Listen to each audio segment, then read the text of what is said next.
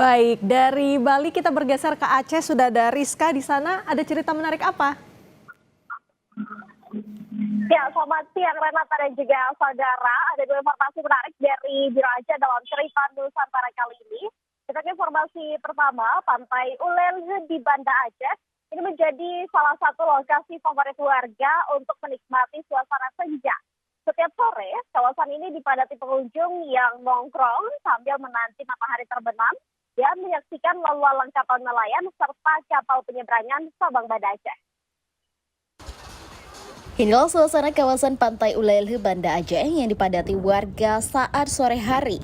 Sambil memesan kopi dan jajanan, pengunjung duduk bersantai menikmati suasana senja dan menanti matahari terbenam. Lalu lalang kapal nelayan dan kapal penyeberangan dari Pulau Sabang menjadi pemandangan tersendiri. Selain itu, kawasan ini juga menjadi lokasi mancing favorit warga kota Banda Aceh. Seperti Eva, salah satu pengunjung mengaku sering menghabiskan waktu sore bersama keluarga di Pantai Ulelhe ini. Menurutnya, suasana pantai yang nyaman, pemandangan laut saat senja, serta beragam kuliner menjadi daya tarik tersendiri. Tak hanya itu, banyaknya spot foto menarik di kawasan ini membuat Pantai Ulelhe menjadi salah satu tempat favorit warga untuk bersantai di akhir hari.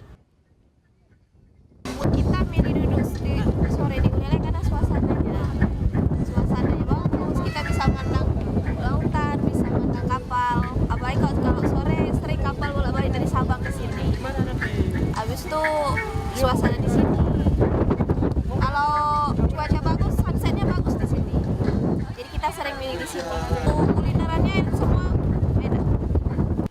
Di akhir pekan, kawasan Pantai Ulelhe semakin padat dikunjungi warga dan wisatawan.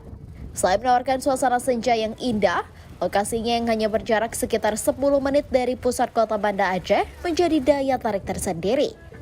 Bagi Anda yang berada di Banda Aceh atau menuju ke Pulau Sabang, Pantai Ulelhe bisa menjadi pilihan untuk menikmati suasana sore hari. Mustajab, Kompas TV, Banda Aceh.